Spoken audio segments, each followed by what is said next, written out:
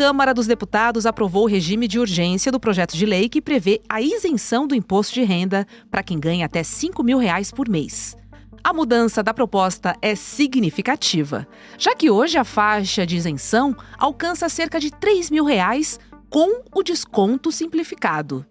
Se a nova lei for aprovada, o governo estima que cerca de 20 milhões de brasileiros serão beneficiados. Além da isenção total, a proposta cria um desconto progressivo para quem ganha entre R$ 5.000 e R$ 7.350.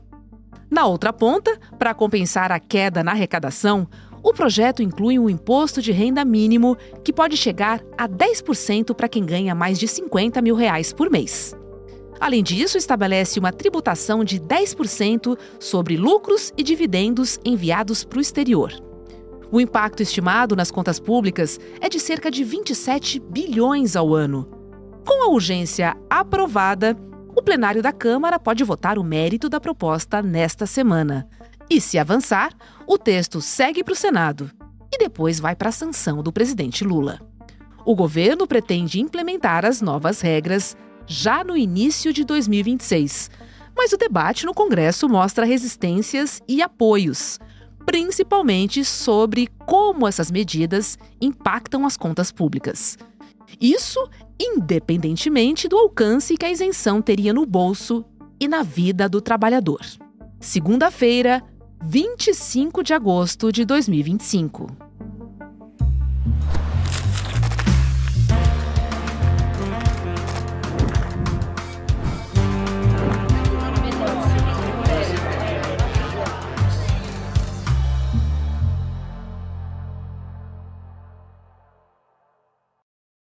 Olá, seja bem-vinda, seja bem-vindo. Eu sou a Roberta Garcia e este é o videocast Em Detalhes. Aqui sempre com um convidado ou uma convidada, a gente mergulha para analisar um tema do nosso dia a dia.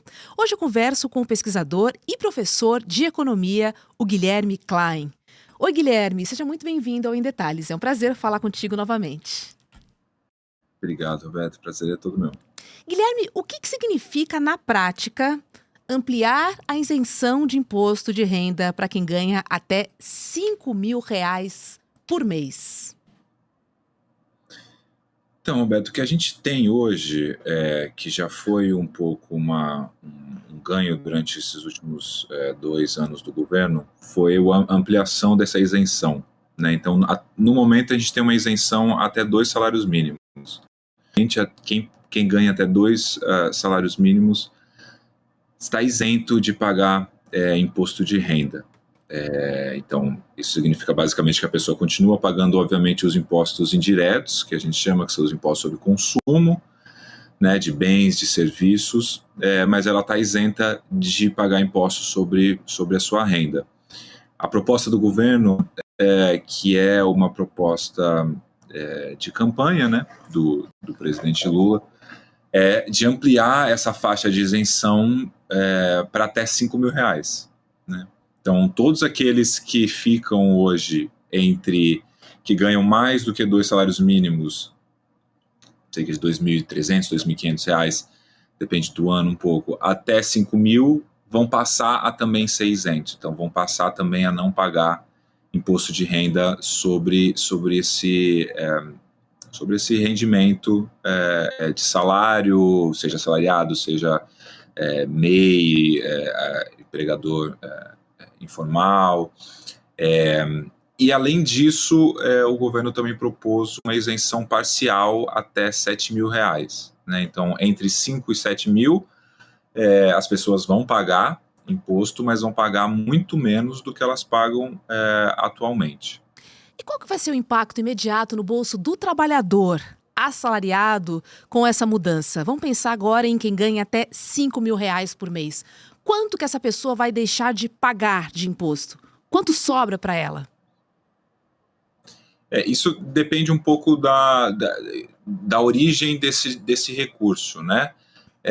Mas, em geral, algo como R$ 500 aproximadamente, as pessoas vão deixar, quem ganha até R$ 5.000. Então, é uma isenção significativa para essas pessoas, o que significa, obviamente, do ponto de vista objetivo, né, de quanto que as pessoas vão ter a mais para gastar, para respirar um pouco, né, é bastante significativo. E como é que essa alteração ela conversa com a ideia de justiça tributária no Brasil, que é um tema que a gente ouve muito, principalmente quando a gente pensa nas pessoas mais pobres e mais vulneráveis, que teoricamente são as pessoas que pagam mais imposto. Isso se a gente fizer um paralelo com os ricos. Com os super ricos ainda dá mais, né? Roberto, acho que isso é de fato, a gente, enfim, é um grau de abstração, mas eu acho que é importante, de fato, a gente tentar trazer um pouco por concreto o que significa isso e por que a gente defende, por que isso é justo, né? A justiça tributária é basicamente a ideia de que todos devem contribuir para o Estado, né, para a operação do Estado, para o funcionamento do Estado, e aqueles que têm mais condição de contribuir devem contribuir mais, né? No imposto de renda, quando a gente fala do imposto de renda em particular, talvez acho que vale falar disso, porque a gente pode voltar depois, o jeito de olhar para isso e entender é quando a gente fala da progressividade do sistema tributário. O que significa um sistema tributário progressivo? Significa um sistema em que aqueles que têm maior renda pagam proporcionalmente mais impostos do que aqueles que têm menor renda. Por que isso é importante? Acho que tem alguns motivos que vale a pena a gente repassar, né, nesse momento de polarização que a gente já vive há muito tempo e acho que um descrédito, né, de por que se deve pagar impostos, basicamente, né? A ideia de tributação é muito, muito mal vista, né? A ideia é que o Estado é essencial. Então, um lado importante é que, bom, a gente precisa financiar o Estado precisa ter recursos para funcionar, né? Para garantir segurança, para garantir saúde em algum grau, para garantir educação, para garantir, inclusive, eu acho que aí a gente entra num ponto importante, para garantir a propriedade privada, né? Se a gente está numa sociedade de mercado, né, que você tem uma empresa, que você quer produzir, quem garante isso juridicamente, legalmente, é o Estado, né? Então, o Estado é parte fundamental da nossa vida e ele precisa ser financiado de alguma forma. Então, a parte de justiça tributária, o Estado precisa ser financiado e que quem tem mais condição deve financiar mais. E isso está ligado, acho que é bastante importante, que é a ideia que a economia de mercado que a gente vive, que é a livre iniciativa, que são empresas privadas, né? Elas podem ter diversos elementos positivos que a gente poderia discutir e poderia elencar, mas é muito claro que o mercado é um mecanismo concentrador de renda, né, e concentrador de riqueza. Então, o mercado por si só, por diversos mecanismos, faz com que aqueles que têm mais renda tenham cada vez mais renda, né, e que aqueles que têm mais riqueza tenham cada vez mais riqueza.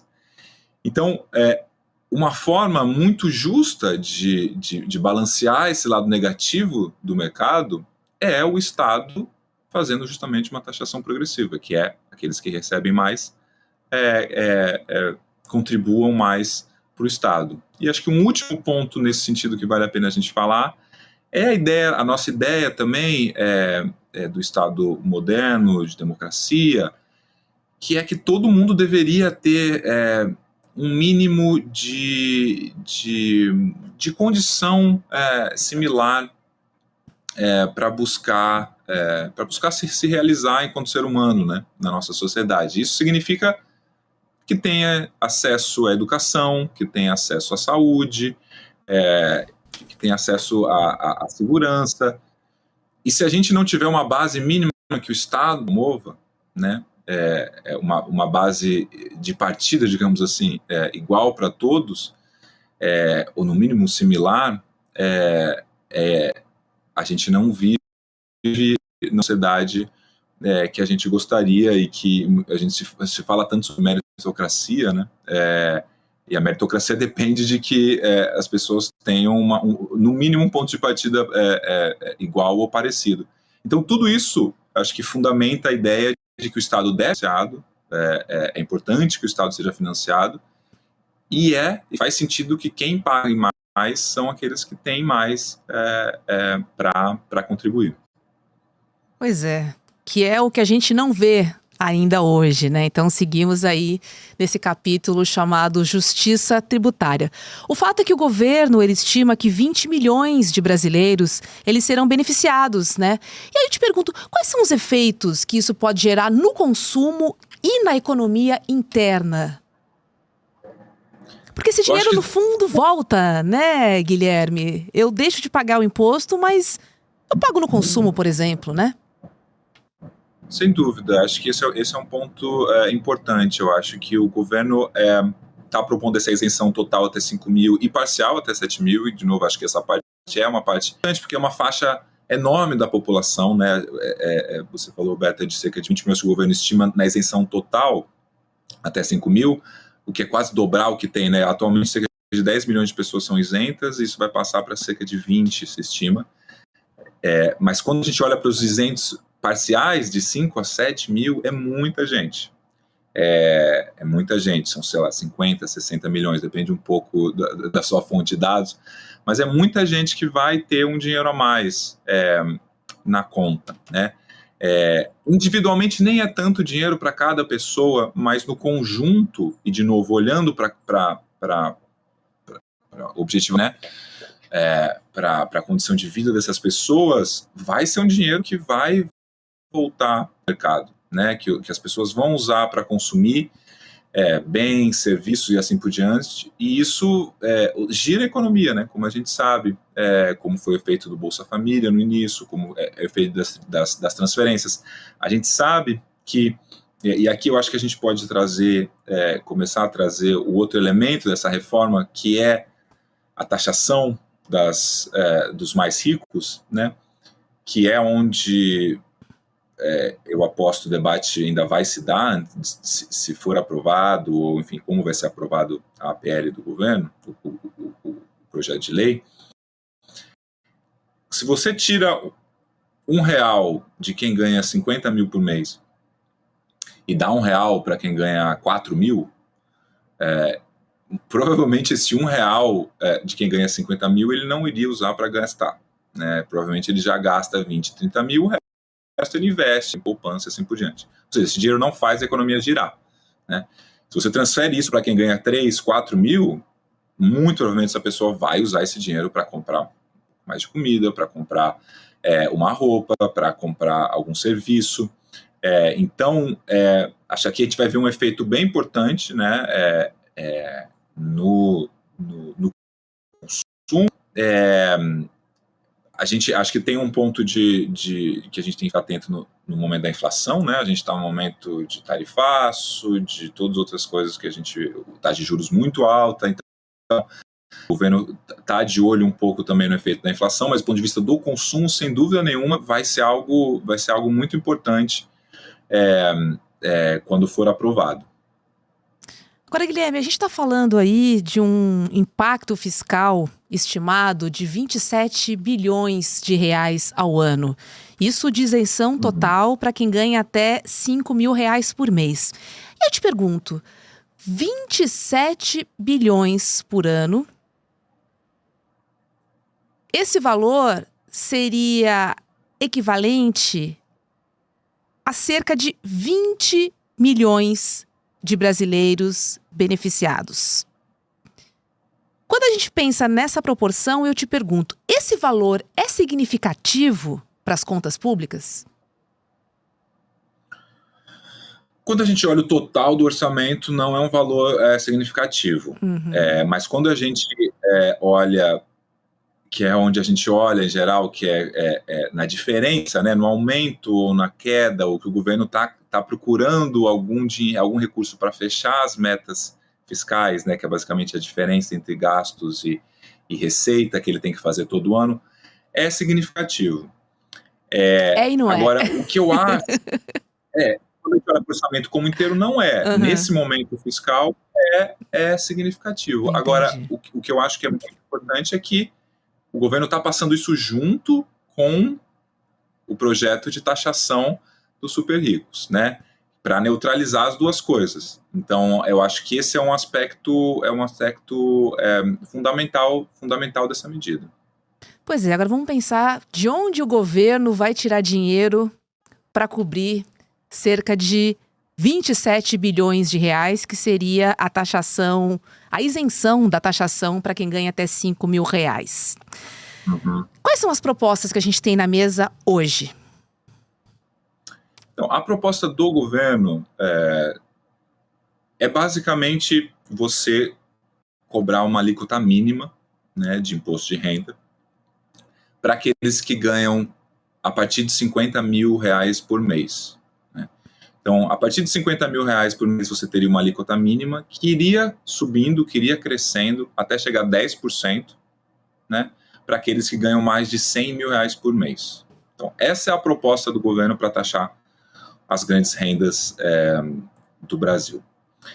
É uma proposta que aqui também eu acho que tem dois lados. De um lado, é uma proposta histórica para o Brasil, porque a gente já conseguiu fazer muita coisa, né? Reduzir a pobreza, aumentar muito o acesso à educação, o acesso à saúde com o SUS, conseguiu reduzir, tirar o Brasil do mapa da fome 2 vezes, né? Tirou, aí voltou, agora tirou de novo. Mas, então, do ponto de vista da base da população, a gente conseguiu já fazer muita coisa para reduzir a pobreza. Mas a gente não conseguiu, até hoje, reduzir, de fato, a desigualdade de renda no país. Né? E por que a gente não conseguiu fazer isso? Porque a gente nunca conseguiu mexer com o topo da distribuição. A gente nunca conseguiu mexer com, de fato, os mais ricos. Né? E, assim, só algo que eu acho que é importante a gente falar, assim, para se ter uma dimensão de quão desigual é, de fato, a renda do Brasil e quão poderosa é esses mais ricos. Tem uma escala que é olhar quanto que 1% mais rico de cada país se apropria ou tem, né, do PIB, do produto, de tudo que é produzido naquele país. Então, se a gente olha países como França, Portugal, assim, que são países relativamente iguais, 1% mais rico tem 5, 6% da renda do país. Né? Aí a gente olha países mais parecidos com o Brasil, digamos. Né? Então, Argentina, Nigéria, Polônia. Nesses países, 1% mais rico tem entre 11% e 12% da renda total do país. Então, eles se concentram 10%, 11%, 12% mais rico. No Brasil, o 1% mais rico tem 21% da renda que é produzida. Né? Então, o Brasil quando a gente pega os rankings entre 180 países, está sempre ali entre os 2, 3 piores do mundo. Né? Então, a desigualdade no Brasil é enorme. E a concentração de renda no topo do Brasil, então é quase que a gente fala que o Brasil não é desigual, o Brasil tem uma polaridade absurda de renda. Você tem muita gente com pouca renda e os muito ricos do Brasil são muito ricos, inclusive padrões internacionais. Então, isso tudo para dizer que do ponto de vista de implementação e de sugestão desse tipo de proposta é histórico, porque nunca foi feito isso, e se passar vai ser um passo importantíssimo nessa direção. Mas ainda é pouco. A alíquota de 10% para quem ganha mais de 100 mil reais por mês é pouco.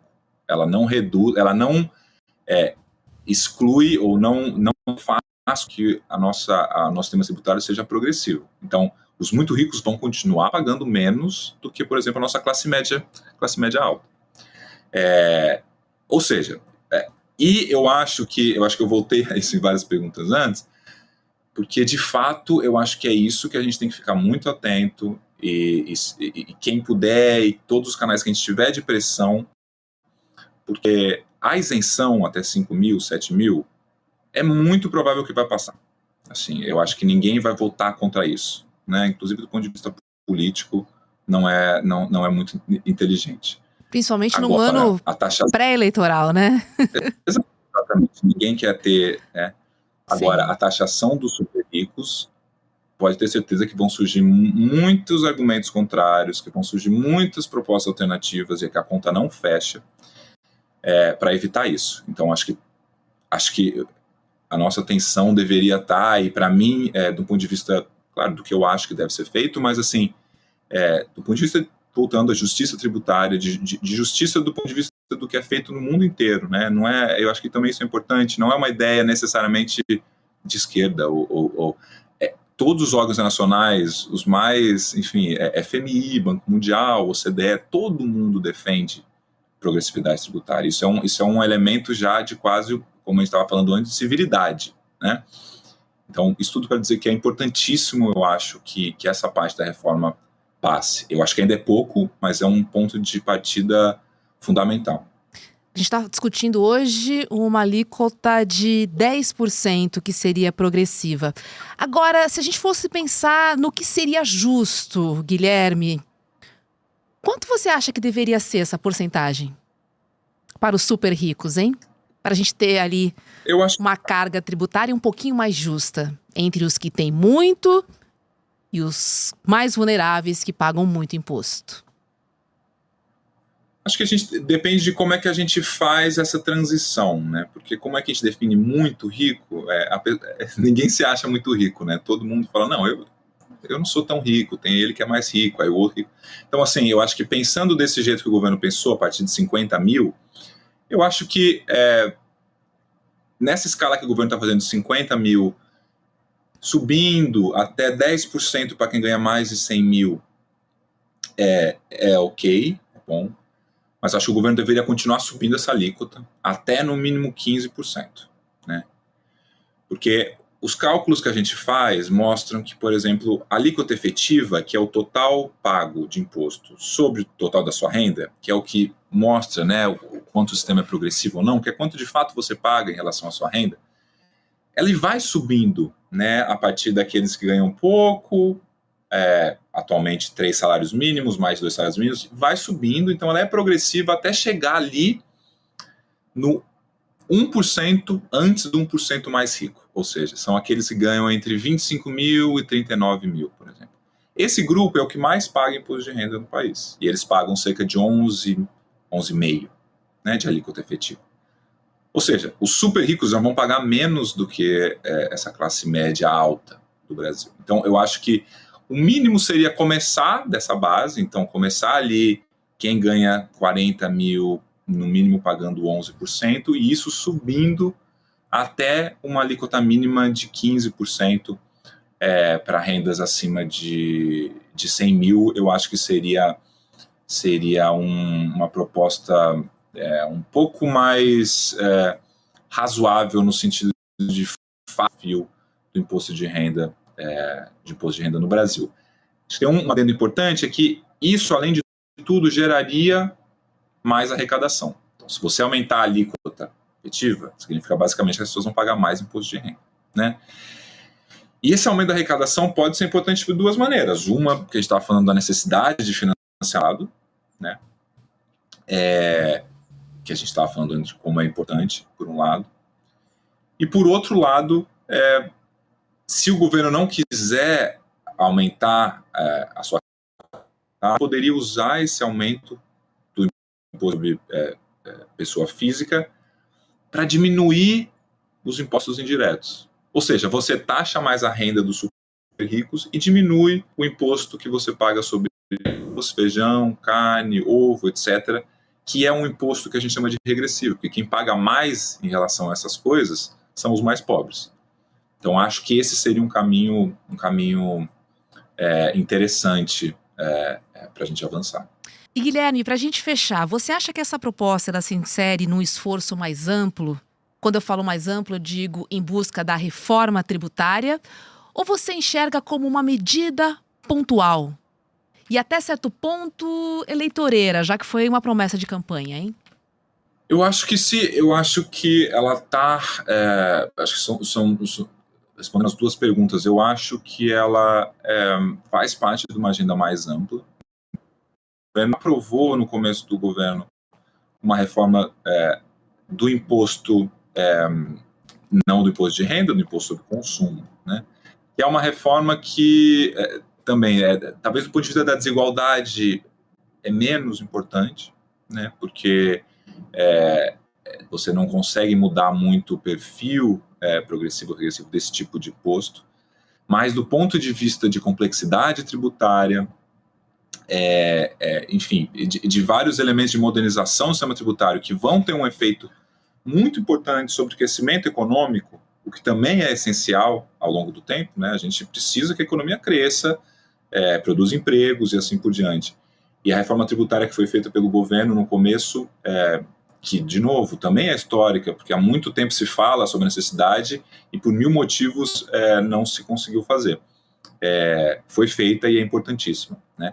O governo já estava adotando outras medidas na direção de fechar buracos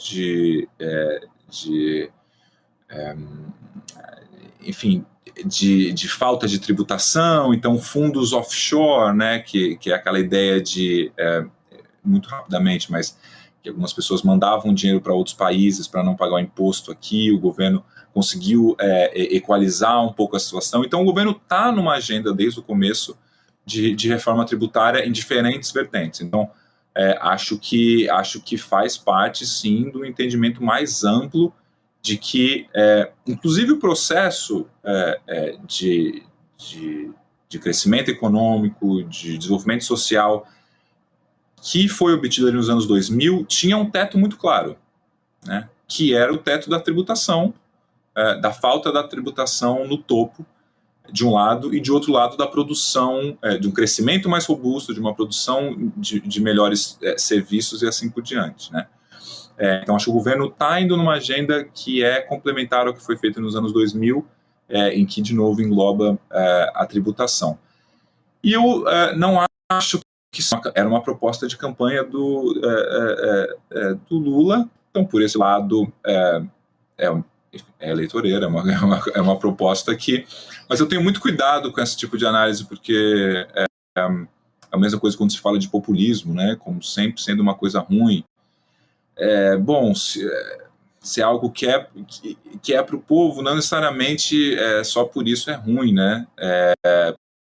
Pode ser boa, pode ser populista e pode ser boa.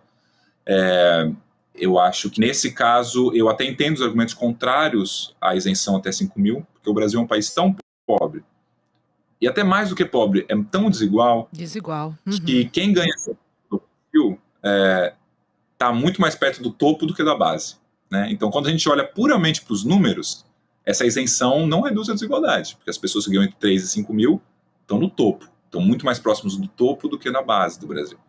Mas, de novo, se a gente olha para a realidade concreta dessas pessoas, me parece uma medida que faz todo sentido. É isso, Guilherme. Agora a gente vai esperar, né? Porque foi aprovado o regime de urgência. Teremos aí que passar pela Câmara, depois vai para o Senado e aí depois cai na mesa do presidente Lula. Teremos um caminho longo aí pela frente. Vamos ficar de olho, principalmente nas alterações e nas mudanças que podem ocorrer em relação ao texto inicial proposto. Vamos ficar de olho, Guilherme. Obrigada, viu? E um bom dia para você. Obrigado, Roberto. Obrigado a todos. Olha só, gente, agora um recado super importante para você e para toda a nossa comunidade do ICL. É o seguinte, a venda de ingressos para o Despertar 2025 estão oficialmente abertas. E você pode garantir agora mesmo o seu ingresso em despertar2025.com.br. Esse é o maior encontro da comunidade do ICL e vai acontecer nos dias 19 e 20 de setembro no espaço Vibra São Paulo, a maior casa de shows do Brasil com capacidade para até 4.000 pessoas, o mesmo local em que tivemos o Despertar no ano passado. Lembrando que o Despertar 2025 é o início de uma revolução que vai conectar pessoas e ideias para transformar o Brasil. Então, garanta agora mesmo seu ingresso em despertar2025.com.br e você também pode conferir os gigantes que vão estar por lá com a gente. Eu vou estar por lá com certeza e quero muito ver todo mundo olho no olho, para a gente compartilhar os nossos sentimentos, conhecimentos e alegria. porque estamos todos juntos nessa luta por um país mais inclusivo e mais justo. Então, corra para garantir o seu ingresso em despertar2025.com.br, porque a gente tem um encontro marcado nos dias 19 e 20 de setembro. Eu quero te ver lá, hein? Olha só, o Em Detalhes de hoje fica por aqui. Para você que nos acompanha pelo YouTube, agora é hora de ICL Mercado e Investimentos e logo depois tem Rolê ICL. Muito obrigada pela sua companhia e a gente se encontra aqui na programação do ICL. Tchau, tchau.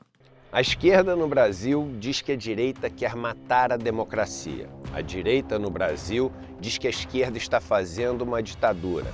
Quem será que está falando a verdade? Existe uma conspiração, um plano secreto por trás do que está sendo feito pela extrema-direita no Brasil? Quem poderia nos ajudar a entender esse xadrez político que, no final das contas, vai definir o destino das nossas vidas? Eu digo para vocês quem? Daniel Ziblatt, autor do livro Como as Democracias Morrem, professor de Harvard e atualmente uma das pessoas mais demandadas no mundo para explicar esse fenômeno. E ele vai dar uma aula online gratuita aqui no ICL para toda essa nossa comunidade. Vai ser no dia 28 de agosto, uma quinta-feira, às 8 horas da noite. São coisas que só o ICL traz para você. O ICL está em todo lugar, na palma da sua mão, na TV da sua casa e até nos seus ouvidos.